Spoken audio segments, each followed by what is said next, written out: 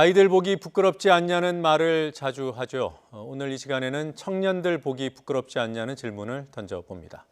무엇보다 동물국회 현장을 청년 정치인들이 앞장 세워진 현실이 안타깝습니다. 청년 정치인의 시선으로 정치권을 들여다보는 더 청년 정치. 오늘은 특히 더 갑갑한 마음으로 토론을 시작하게 됐습니다. 시사평론가인 장혜찬 서든포스트 정책실장, 고은영 제주녹색당 운영위원장과 함께합니다. 어서 오십시오. 안녕하세요. 안녕하세요. 자, 국회 상황 전반에 관한 총평부터 좀 두 분께 들어보고 싶습니다. 먼저 장 실장님 먼저. 저는 기본적으로 이렇게 물리적 충돌이 있는 국회 옳지 않다는 것, 바람직하지 않다는 것 모든 국민들이 아실 텐데요. 그러나 사건의 본질을 좀 주목해 주셨으면 좋겠다. 예. 애초에 이러한 물리적 충돌이 야기될 수밖에 없었던 원인은 무엇인가? 네. 우리가 바른미래당 이야기 몇 주에 걸쳐서 많이 했잖아요. 예. 결과적으로 당론을 정하지 못하고 추인이 있었는데 그조차 12대 11의 어떤 다수결 스코어였습니다. 예. 그런데 이제는 김관영 원내대표의 일방적 사보임에 반대하는 국회의원의 숫자가 13명, 당초에 12명을 넘어섰습니다. 이렇게 본인들 당의 입장을 제대로 정리하지 못한 상태에서 원내대표가 일방적으로 패스트트랙을 추진하려고 한 것이 이 사건의 본질이다. 저는 네. 그 본질에 좀 집중해 주셨으면 하는 마음을 가지고 있습니다. 예. 고 위원장님은 지금 벌어지고 있는 국회 상황 어떻게 보시는지요? 단순히 사건이 아니라 사태에 준하는 어떤 그런 장면들이 계속해서 이어지고 있는데요. 뭐 업무 방해, 감금, 폭력, 점거, 멱살, 대치 이런 자유한국당이 시작한 강대강의 국면들 이런 것들에 대해서 국민들이 분명히 다음 총선 때 심판을 하실 것이다. 네. 그래야만 하는 장면들이 지금 연출되고 있다라는 생각을 합니다. 네, 본질에 좀 집중했으면 좋겠다. 지금의 사건, 사태에 준하는 상황이고 심판 대상이다 이렇게 짚어주셨습니다. 자, 두 분께 이번 주 문제 장면들, 정치 장면들 골라달라고 부탁을 드렸고요. 현재 여야 극한 대치 상황이 다수 포함되어 있었습니다. 하나씩 살펴보겠습니다.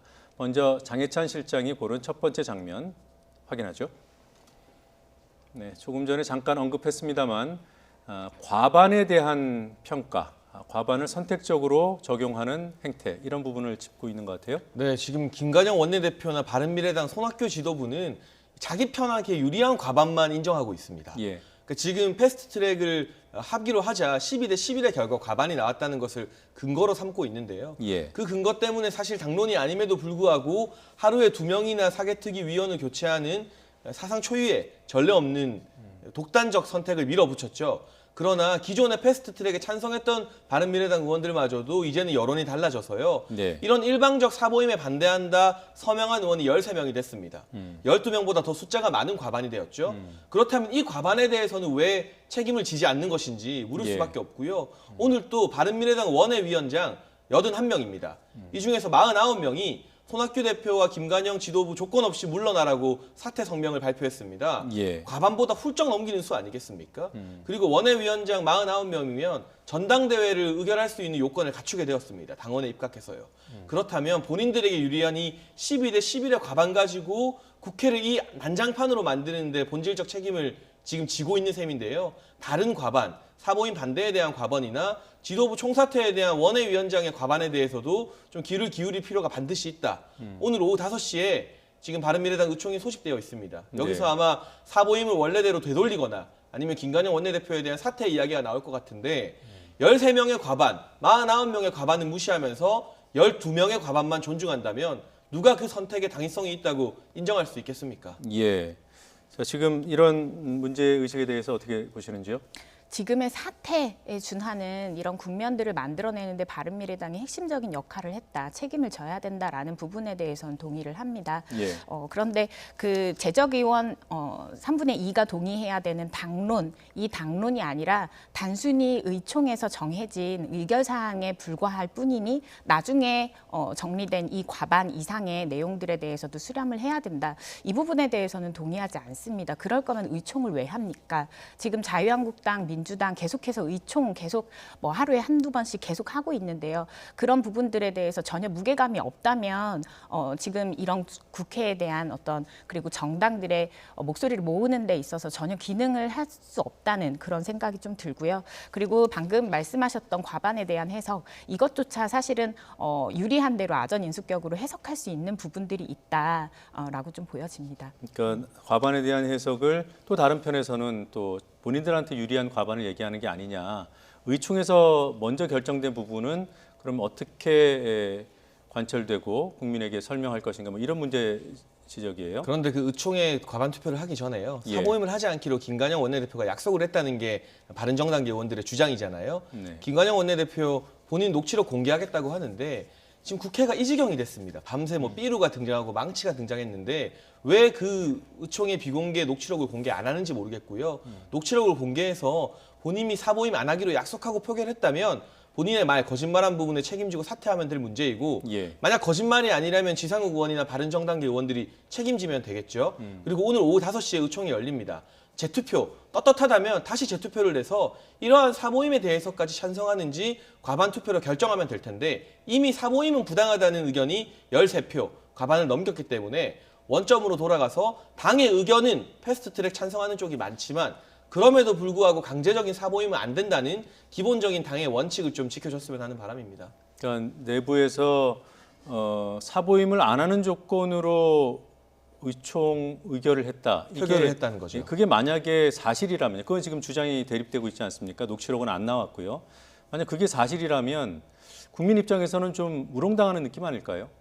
글쎄요, 당론이라는 것은 네. 강제성을 띠는 당의 입장입니다. 당론이 성립되기 위해서는 3분의 2의 동의가 필요해요. 네. 당론이었다면 이런 논란 자체가 발생하지 않았을 것이고 오신환 의원 같은 경우도 당론으로 정해지면 본인 소신과 상관없이 따르겠다는 입장을 밝혔습니다. 예. 문제는 당론이 안 될 정도로 당내에서 협의가 안 되고 한 표 차이로 의견이 갈리는 그러한 진흙탕 상황임에도 불구하고 이 사태를 무리하게 당론처럼 밀어붙였다는 것. 그 네. 부분에 있어서 저는 김관영 원내대표의 책임이 있다고 보기 때문에 네. 저는 이 부분 김관영 원내대표가 직접 결자 해지해야 된다고 보고요. 지금 오전부터 의원회관 찾아다니면서 본인 원내대표 사퇴시켜주지 말라고 부탁을 하고 있다고 하는데 이미 안철수계인 의원들, 권은희 의원이나 김수미 의원 같은 경우, 김삼아 의원 같은 경우도 원내 대변인직 다 사퇴하면서 이 지도부에 대해서 동의할 수 없다는 뜻을 밝히고 있거든요. 예. 오늘 오후 5시에 진짜 당원들의 뜻은 무엇인지 그리고 새로운 과반 투표에서 만약 지도부 물러나라는 표결이 이루어지게 된다면 정말 물러날 것인지 미리 한번 물어보고 싶은 심정입니다. 그렇게 되면 어떻게 되는 겁니까? 만약에 의총이 새로 열려서 거기서 뭐 지도부 사퇴가 나오면 이미 이루어졌던 결정들, 그러니까 합의안을 추인했던 의총 12대 11의 결과, 그다음에 사보임을 뭐 어떤 방식이라든 이미 이제 관철을 해냈잖아요. 그것까지 다 돌려야 된다고 보시는가요? 기본적으로 사보임을 허가받기 위해서는 문희상 의장의 결재가 필요한데요. 네. 지금 건강이 좀 위중하다고 알려지고 있잖아요. 따라서 사보임 의안을 다시 돌리는 결재를 국회의장선에서 통과 못될 가능성이 높아요. 하지만 지도부가 물러나게 된다면 오늘의 의총으로 또 원내대표가 물러나게 된다면 바뀐 의원들, 임채원 의원이나 최이배 의원 같은 경우도 당의 입장이 지금 정해지지 않은 것으로 정리가 되기 때문에 사개특위에서 찬성표를 던지지 않게 된다. 그러므로 패스트트랙 논의는 바른미래당의 입장이 정리되는 그때까지로 미뤄지게 될 것으로 예상이 됩니다. 그래요. 네. 자, 이후 상황을 좀 지켜보고 오늘 또 5시로 예정됐다는 그 바른미래당의 의총 결과도 주목해 보도록 하겠습니다. 자, 두 번째 장면 보죠. 네, 회의실 봉쇄 작전이라는 제목이 붙어져 있습니다. 고은영 위원장이 골라왔습니다. 네, 지금 논란이 되고 있는 사개특위 회의 네. 그리고 회의를 저지하기 위해서 회의실 앞을 봉쇄하고 있는 장면인데요. 지금 제가 주목하는 것은 자유한국당 의원들뿐 아니라 예. 자유한국당 의원들 밑에서 열심히 일하고 있는 보좌진들까지 이 점거 상태, 대치 상태에 동원돼서 함께 이 자리를 지키고 있고 스크럼을 네. 짜고 있다는 이런 지점들입니다. 네. 자, 어떻게 보세요? 지금 비서관 역할을 잠깐 하셨잖아요. 네네. 네. 그 의원이 가자 그러면 가게 됩니까? 어떻습니까? 그런데 지금 이 한보협이라고 합니다. 한국당 보좌진 협의회가 있는데 네. 그 안에서 이러한 패스트트랙을 막겠다는 열의가 굉장히 높은 상황이고요. 기본적으로 이 각 당의 이념이나 노선과 맞지 않는데 보좌진으로 지원을 하는 경우는 거의 없다고 봐야 됩니다. 예. 한국당의 큰 입장에 동의하기 때문에 한국당 보좌진이 되는 것이고 반대로 민주당의 입장에 동의하기 때문에 민주당 보좌진이 되는 것이잖아요. 예. 이런 문제에 있어서 우리 보좌진들이 지금 밤새면서 고생하고 있는데 보좌진 꼭두각시다 이렇게 말하는 것은 각 보좌진 비서분들의 어떤 정치적 결단력을 너무나 폄훼하는 일이 아닐까 싶고요. 물리적 충돌이 일어났다는 것, 그 사실 자체는 저는 유감스러운 마음은 금할 길이 없습니다만 예. 이렇게 물리적 충돌이 일어날 수밖에 없게끔 선거법에서 다른 법안도 아니라 선거법에서 제1야당을 배제하고 패스트트랙을 올리는 그 사태의 본질 자체에 저는 문제 핵심이 있다고 봅니다. 지금 국회 선진화법이라는 것이 있잖아요. 그러니까 국회법의 지금 상황은 이런 일을 막자고 2012년에 개정을 해서 또 네. 그 이후에 좀 더 강화돼서 회의 방해죄라는 것을 신설해 놨더군요. 네. 그럼 지금 상황은 어떻게 보면 국회법에 따르면 범죄 상황이잖아요. 위법 상황이잖아요. 네, 맞습니다. 500만 원 이하의 벌금을 실제 받을 수 있고 그 벌금형에 처해진 사람은 이제 공직선거법상 5년 동안 공직 출마를 하지 못하는 그런 제한을 받게 됩니다. 좀 여쭤보고 싶은 게 있는데 이런 부분들에 대해서 만약에 보좌진들이 그러니까 청년 정치인들이 실제 5년 이하의 5년 동안 피선거권이 박탈되는 이런 것들을 했을 때 당에서 책임을 분명히 져주는 부분들이 있는지 궁금합니다. 저는 지금 자유한국당이 말씀하신 대로 어떤 청년 정치인들의 어떤 그 본인들이 생각에 따라서 움직이고 있다라고 이야기할 수는 있지만 여러 가지 공천 권한이나 다른 부분들에 대해서 내부 권력이 작동해서 빚어진 그런 장면들이라고 생각을 하고 또 이렇게 피해를 분명히 보는 부분들에 대해서 당이 정말로 책임을 져줄 수 있을 것인가 거기에 대해서 너무 큰 의문이 지금 들고 있습니다. 잠깐 그 사실관계만 정리를 하면 국회법은 회의 방해죄가 성립이 될 경우에 5년 이하의 징역, 1,000만 원 이하의 벌금에 처할 수 있고요. 네. 그리고 공직선거법상으로는 500만 원 이상의 벌금이 처해지면 최소 5년 피선거권이 박탈되죠. 회의실 봉쇄했던 어제 상황까지 짚어봤고요. 잠깐 고은영 위원장이 저한테 질문을 하나 해주신 어떤 게 있는데 질문이었죠? 청년 보좌진들이 만약 사법적 처분을 받을 경우 당에서 책임지는 것이냐. 네, 네.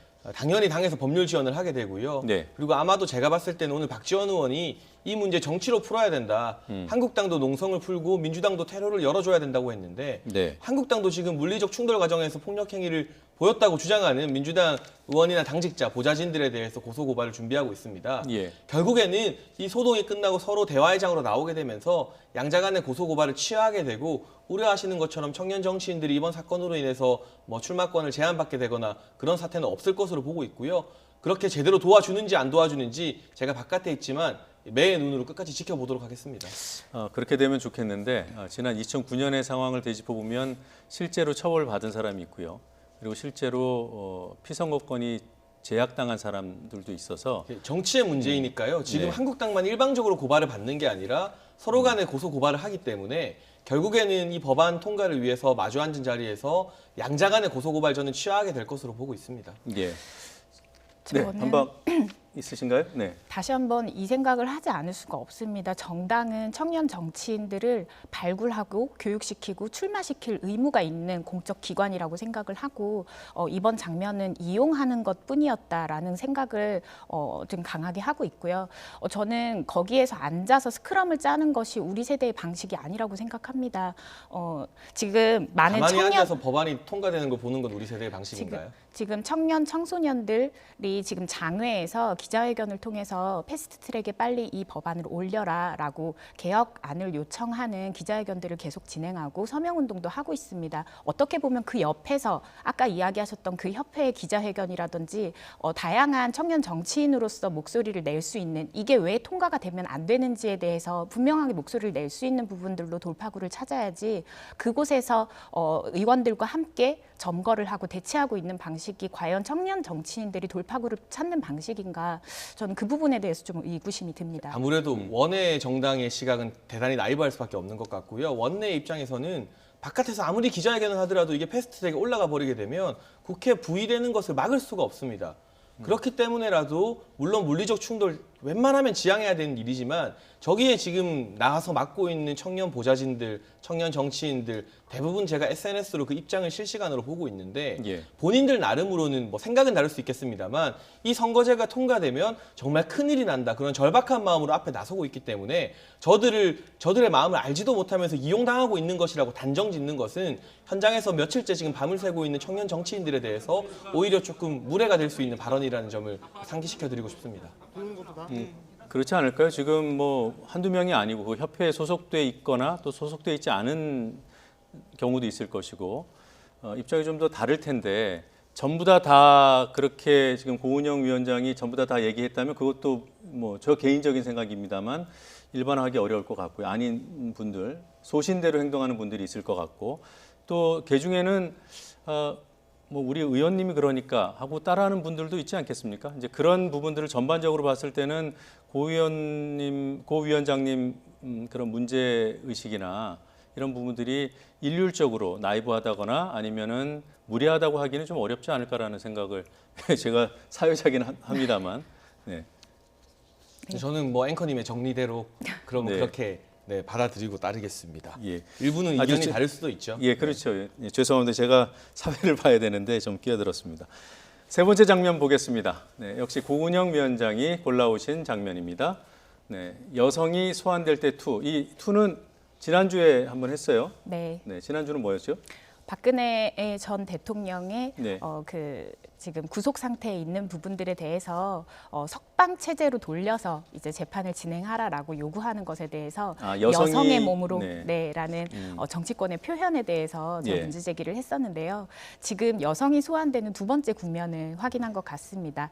이제 오신환 의원의 사보임 결재를 좀 저지하기 위해서 자유한국당이 이제 국회의장실을 점거하고 대치하고 있는 상황에서 문희장 문희장께서 이제 나가는 그런 상황에 여성 의원이 저지해 막아서라라는 그런 외침이 들렸고 실제 그 바로 옆에 있던 이미자 의원과의 어떤 이런 그 성추행 장면이 좀 연출이 됐었는데 저는 문희상 의장께서도 깨끗하게 사과하실 부분들에 대해서는 명백히 좀 사과를 하시고 그렇지만 이렇게 여성 의원을 마치 총알바지처럼 사용을 하고 메시지를 보냈던 자유한국당의 통렬한 반성이 필요하다. 왜 여성을 그런 방식으로 소비하는가에 대해서 문제 제기를 하고 싶습니다. 네, 이 장면도 보셨죠? 봤습니다. 네, 어떻게 생각하십니까? 2주 가장 화제의 장면 중 하나였던 것 같은데요. 대부분의 여성단체에서 이러한 문제가 발생했을 때 당사자성을 가장 중요한 화두로 띄웁니다. 당사자가 수치심을 느꼈다면 문제가 있는 것이라는 게 이제까지 진보 진영이나 여성단체의 일관적 주장이었는데 왜 이 문제에서는 당사자성을 존중하지 않는 것인가. 어쨌든 이러한 물리적 충돌이나 이런 과정에서요. 굳이 저는 복부 터치나 이런 부분에 대해서는 잘 모르겠어요. 그러나 뒷밤을 이렇게 양손으로 감싸는 장면은 명확하게 나오잖아요. 그런 것은 동료 의원을 떠나서 남성이 여성에게 이렇게 뒷밤을 얼굴로 감싸도 되는 것인가. 거기에 대해서 수치심을 충분히 토로할 수 있는 것 같은데 그런 부분에 대해서 왜 그동안은 당사자성을 인정하시던 분들이 이 사안에 대해서는 유독 문제가 아니다. 오히려 이렇게 뒷밤을 강제적으로 감싸지게 당한 이미자 의원이 더 문제라고 말하는 것인지 저로서는 조금 이해하기 힘든 측면이 있습니다. 네, 고 위원장님은 이미자 의원이 문제라고 한 건 아니죠? 네, 그건 아닙니다. 이미자 의원님께 좀 작은 위로라도 드리고 싶은 그런 마음이고 사실상 2차 가해를 하고 있는 자유한국당 의원들이 있습니다. 이채익 의원이나 다른 분들께서 뭐 결혼도 포기하고 뭐 키가 작거나 여러 가지 이미자 의원이 가지고 있는 외모나 이런 사생활에 대한 부분들에 대해서 2차 가해를 하고 있는 것은 오히려 자유한국당이거든요. 여러 가지 이런 어떤 성추행의 프레임으로 자꾸 몰아가는 그런 자유한국당의 행태에 대해서 좀 비판을 한 것이고 여성위원회에서 지금 뭐 별도로 기자회견을 한다든지 하는 그런 대응을 하고 있는데 사실상 여성위원회에서 선거제 개혁을 왜 하면 안 되는지 뭐 이런 어떤 형태의 이야기가 아니라 단순히 문희장 의원을 그 프레임 안에 몰아가려고 하는 이런 부분들에 대해서 문제라고 생각합니다. 네, 당시 상황을 영상으로 확인을 먼저 하고 얘기를 이어가는 게 낫겠습니다. 어떤 상황에서 일어났던 일이고 또 이후에는 어떤 상황으로 이어졌는지 확인하겠습니다. 있는 역할 다 한다 했지 않습니까? 네네. 의장님이 할 수 있는 역할, 사모임 인정 안 하는 의장님이 할 수 있는 분이에요.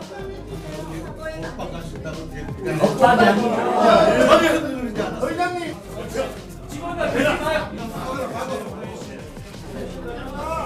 이게 대한민국 됩니까? 여러분, 대통령 손을 놓고 생각해보세요.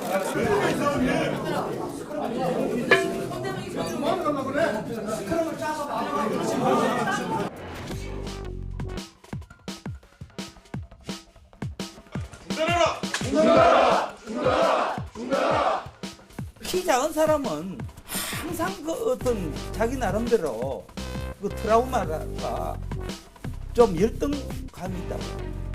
정말 결혼도 포기하면서 오늘 이곳까지 온 어떻게 보면 올드미스입니다. 못난 이미자 이용 같은 사람은 그렇게 모멸감을 주고 그렇게 조롱하고 수치심을 짜서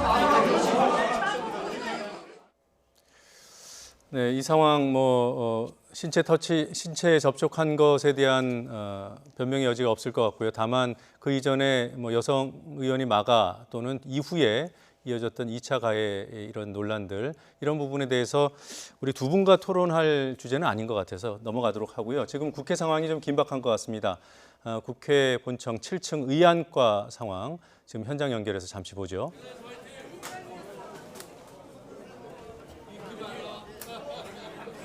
여러분, 예행 연습이었는데도 불구하고 실전처럼 정말 잘해 주셨습니다. 박수! 박수!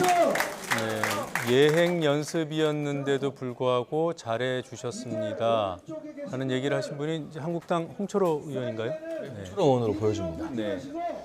이게 잠시 그 여당 측 사람들의 진입 시도가 있었고 조금 전에 충돌이 있었던 것 같습니다. 조금 전 상황을 확인할 수 있으면 잠시 보겠습니다. 네. 자, 의안과 앞에 몇 분 전 상황입니다. 왼쪽 들리세요? 나는 그 소리 안 들려요. 들리세요? 앉으세요. 오른쪽 들리세요? 네, 어제 충돌 과정에서 목을 다쳤는지 목에 보호대를 찬 사람의 모습도 보이고요.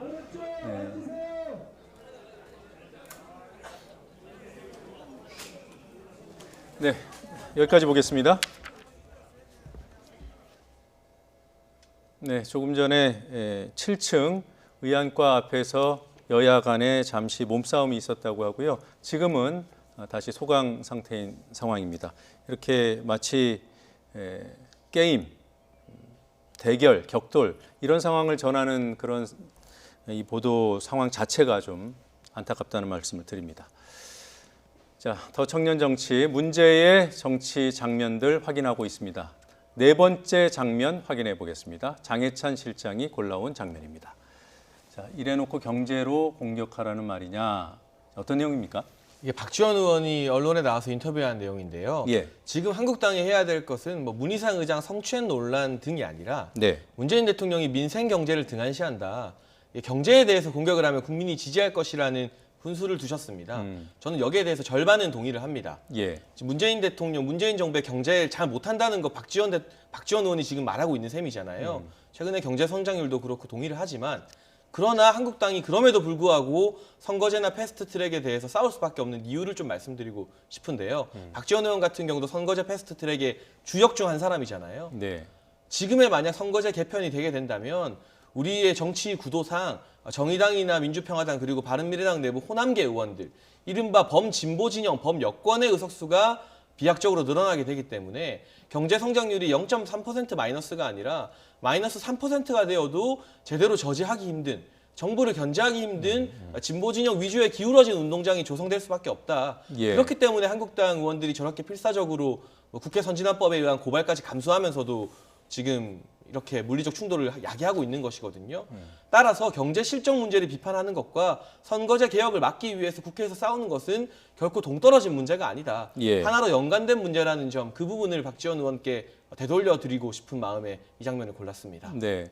박지원 의원이 경제로 그 정부를 비판해라라고 한 얘기는 그러니까 지금 이 선거제나 공수처법 패스트트랙을 막지 마라 이런 얘기나 다름없어요, 그렇죠?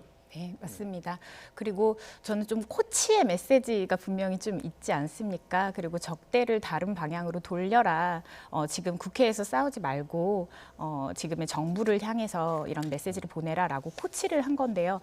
저는 오늘도 여러 그 평범한 사람들의 이야기를 좀 많이 듣고 해왔고 왔는데 민심은 다 알고 있습니다. 지금 국회가 난장판이고 전쟁터인 것을 다 알고 있고 지금의 경제 상황에 지금의 국회가 작동하지 않고 보이콧 사태 20대 국회에서 가장 많았습니다. 그 결과치라는 것을 민심은 너무 투명하게 잘 알고 있습니다. 지금 국회 이 난장판에 대해서 저러니까 지금 택시 한번 몰고 지금 가게 운영하고 이런 그 사람들의 마음을 모르니까 저렇게 전쟁판인 것이다라고 그렇게 이야기를 하고 있는 부분들에 대해서 좀 한번 이야기를 저도 좀 드리고 싶고 이 민심을 모르고서 계속 국회가 운영되는 것 저는 이게 바로 국회가 스스로 장벽을 쌓고 다음 총선에서 어떤 심판을 받게 될 그런 지점들이라고 생각합니다. 지금 장해찬 실장은 그런 이런 대치 상황에 대해서는 동의하지 않지만 그 촉발점은 그 본질은 여당에 있다 이렇게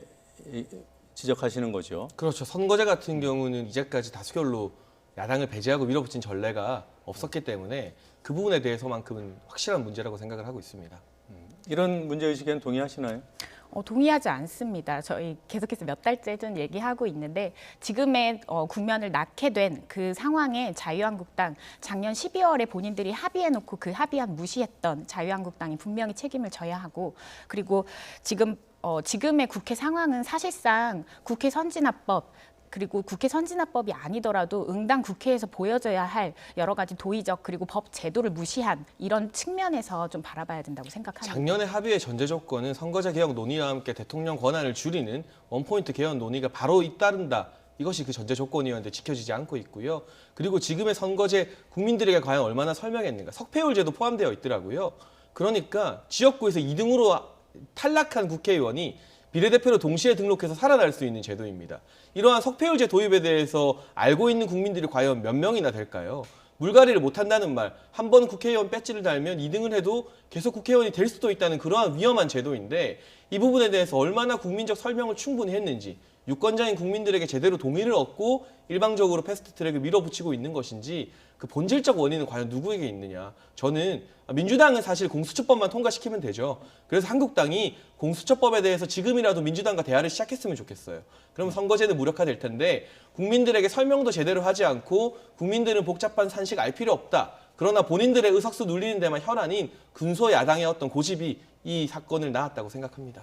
네, 지금 고 위원장은 지난해 12월 15일에 여야 5당이 합의를 하고도 논의에서 소극적이었던 한국당의 책임을 말씀하시고 장 실장께서는 소수 정당의 어떤 실리를 추구하는 그런 모습이 이 사태의 본질이다 이렇게 말씀하시는군요.